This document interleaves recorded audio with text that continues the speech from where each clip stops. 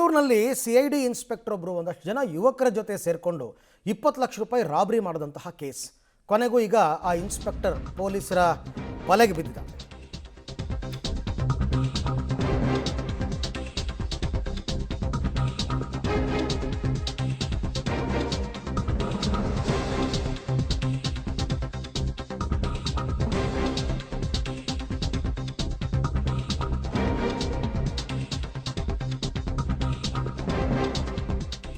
CID inspector ವಿರುದ್ಧ 20 ಲಕ್ಷ ಹಣ robbery ಆರೋಪ. ಸೊ ಈ ಕೇಸ್ನಲ್ಲಿ ನೋಡಿ ಹೆಂಗಾಗಿತ್ತು ಅಂತಂದರೆ, ಕೇರಳದಿಂದ ಕೆಲವ್ರನ್ನ ಕರೆಸಿದ್ದಾರೆ.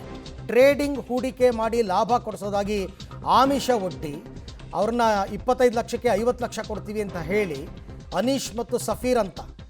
ಆಮೇಲೆ ಇಲ್ಲಿ ಅವ್ರ ಹೋಟ್ಲಲ್ಲಿ ಉಳ್ಕೊಂಡಿದ್ದಾಗ ಈ CID ಇನ್ಸ್ಪೆಕ್ಟರ್ ಹೋಗ್ಬಿಟ್ಟು ರಾಬರಿ ಮಾಡಿರೋದು.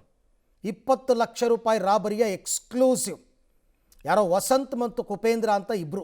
ಆ ವಸಂತ್ ಮತ್ತು ಕುಪೇಂದ್ರ ಅವರು ಈ ಇನ್ಸ್ಪೆಕ್ಟರ್ ಹೇಳ್ದಂಗೆ ಕೇಳಿ ಎಲ್ಲ ಪ್ಲ್ಯಾನ್ ಮಾಡಿ ಕರೆಸ್ತಾರೆ. ಆ ಸಂದರ್ಭದಲ್ಲಿ ಅವ್ರು ಬಂದು ಒಂದು ಹೋಟ್ಲಲ್ಲಿ ಉಳ್ಕೊಂಡಿದ್ದಾಗ ಇದು ಹವಾಲಾ ದುಡ್ಡು ಅಂತ ರೇಡ್ ಮಾಡಿ ಅದನ್ನು ಕಿತ್ಕೊಂಡು ಹೋಗಿರೋದು. ಆ ದುಡ್ಡು ತಗೊಂಡು ಹೋಗ್ಬೇಕಾದ್ರೆ ಇವರು ವಿಡಿಯೋ ಮಾಡ್ಕೊಂಡ್ಬಿಟ್ಟಿದ್ದಾರೆ.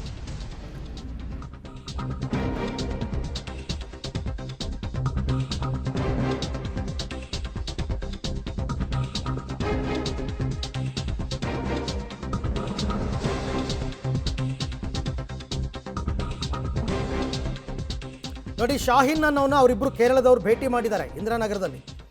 10 ಲಕ್ಷ ಮಾತ್ರ ತೊಗೊಂಡಂತೆ, 20 ಇದ್ರೆ ವ್ಯವಹಾರ, ಇಲ್ಲ ಅಂದರೆ ಇಲ್ಲ.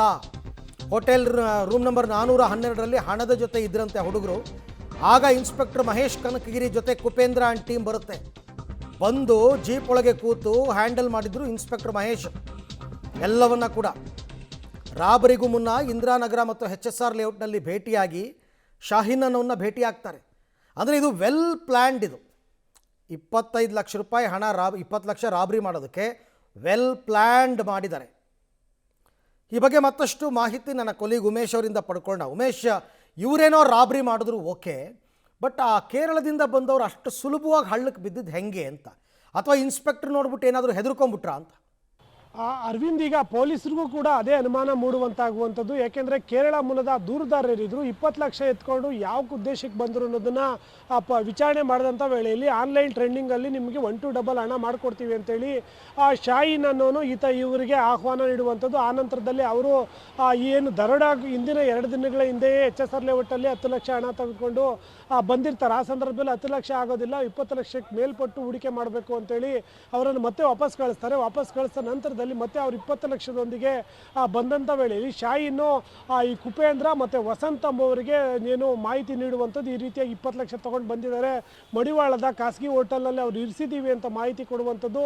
ಆ ಮಾಹಿತಿ ಆಧರಿಸಿಯೇ ಕುಪೇಂದ್ರ ಮತ್ತು ವಸಂತು ಇನ್ಸ್ಪೆಕ್ಟರ್ ಕನಕಗಿರಿಗೆ ಹೇಳಿ ಒಂದು ಒಳ್ಳೆ ಡೀಲ್ ಇದೆ ಬನ್ನಿ ಅಂತ ಅವರನ್ನು ಪೊಲೀಸ್ ಜೀಪ್ನಲ್ಲೇ ಮಡಿವಾಳದ ಖಾಸಗಿ ಹೋಟೆಲ್ಗೆ ಕರ್ಕೊಂಬರುವಂಥದ್ದು. ಕರ್ಕೊಂಬಂದಂಥ ವೇಳೆಯಲ್ಲಿ ಕೇರಳದಿಂದ ಹಣ ತೆಗೆದುಕೊಂಡು ಬಂದಂಥ ವ್ಯಕ್ತಿಗಳು ಯಾವ ರೂಮಲ್ಲಿದ್ದಾರೆ, ಅವ್ರ ಜೊತೆ ಯಾರೆಲ್ಲ ಇದ್ದಾರೆ ಅನ್ನೋ ಮಾಹಿತಿ ಇದ್ದಂಥ ಕುಪೇಂದ್ರ ಮತ್ತು ವಸಂತ್ ಏಕಾಏಕಿ ಹೋಗಿ ಪೊಲೀಸ್ನವರು ಅಂತೇಳಿ ಇದು ಹವಾಲಾ ದುಡ್ಡು ಅಂತೇಳಿ ಅವ್ರನ್ನ ಬೆದರಿಸಿ 20 ಲಕ್ಷ ತೆಗೆದುಕೊಂಡು ಪೊಲೀಸ್ ಜೀಪ್ನಲ್ಲಿ ಎಸ್ಕೇಪ್ ಆಗಿರುವಂಥದ್ದು ಇಲ್ಲಿವರೆಗಿನ ವಿಚಾರಣೆಯಲ್ಲಿ ಗೊತ್ತಾಗಿದೆ. ಸದ್ಯಕ್ಕೀಗ ಮಹೇಶ್ ಕನಕಗಿರಿ ಇನ್ಸ್ಪೆಕ್ಟ್ರು ಮತ್ತು ವಸಂತು ಮತ್ತು ಕುಪೇಂದ್ರ ರೆಡ್ಡಿ ಮೂವರನ್ನು ಕೂಡ ಬಂಧನ ಮಾಡಿರುವಂಥದ್ದು. ಮತ್ತೊಬ್ಬ ಆರಿಸು ಮತ್ತು ಶಾಹೀನ್ ಏನಿದ್ದಾರೆ ಅವರಿಬ್ಬರು ಕೂಡ ಎಸ್ಕೇಪ್ ಆಗಿರುವಂಥದ್ದು. ಅವರನ್ನು ಹುಡುಕಾಟ ಮಾಡುವಂಥ ಕೆಲಸ ಕೂಡ ನಡೀತಾ ಇದೆ. ಮುಖ್ಯವಾಗಿರುವಂಥ ಪ್ರಶ್ನೆ ಏನು ಅಂದರೆ, ಆ ಕೇರಳ ಮೂಲದ ಯುವಕರು ಆ ದುಡ್ಡು ಅಂತಂದರು ಅವರು ಇವ್ರು ಕರೆದ ತಕ್ಷಣಕ್ಕೆ ಡಬಲ್ ಮಾಡ್ಕೊಡ್ತೀವಿ ಅಂತ ಬಂದಿದ್ರಾ, ಅಥವಾ ಈ ಹಿಂದೆ ಏನಾದರೂ ಇದೇ ರೀತಿಯಾಗಿ ಡೀಲ್ಗಳು ನಡೆದಿದ್ವಾ ಅನ್ನೋದು ಒಂದು ಪ್ರಶ್ನೆ. ಮತ್ತೊಂದು ಕಡೆ ಇನ್ಸ್ಪೆಕ್ಟರ್ ಏಕಾಏಕಿ ಈ ಪ್ರಕರಣದಲ್ಲಿ ಏನಕ್ಕೆ ಎಂಟ್ರಿ ಆದರು ಮತ್ತು ಈ ಹಿಂದೆ ಏನಾದರೂ ಈ ಥರ